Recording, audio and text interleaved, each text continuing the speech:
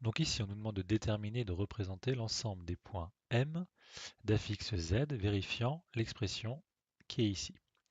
Alors la première chose à faire, ce que je vous conseille déjà, c'est de ne pas écrire Z, c'est d'écrire ZM, pour vous rappeler que c'est l'affixe du point M. Donc là, ce qu'on va utiliser simplement, c'est ce qu'on a déjà vu, c'est qu'un vecteur a une affixe, par exemple le vecteur AB, et que son affixe est donné par ZB moins ZA. Et bien ici, je vais simplement essayer de trouver ce type d'expression dans la formule qui est ici. Donc la première chose à faire, c'est de se dire que ça doit être l'affixe du point M moins quelque chose. Alors, en jouant sur les signes, on peut se rendre compte que si je fais moins 2 plus 3i, finalement j'obtiens exactement la même expression.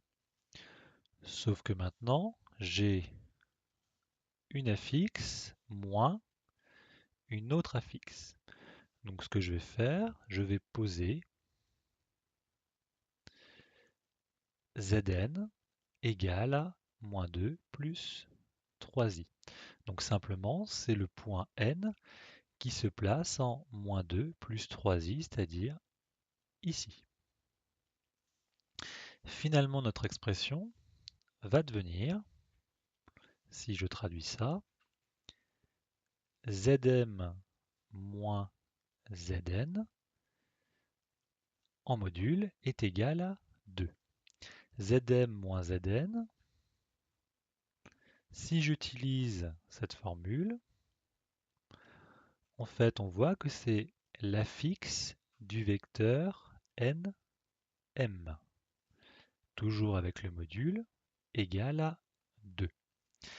On sait que le module d'un vecteur, ça correspond à la longueur du segment. Donc nm va être égal à 2. Donc finalement, je cherche tous les points m qui sont à une distance de 2 par rapport au point n.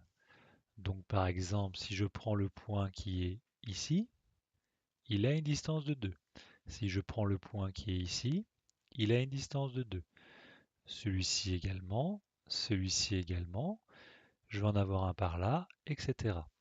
Donc en fait, simplement, ce sont tous les points qui sont sur le cercle que j'essaie de tracer, de centre n et de rayon 2.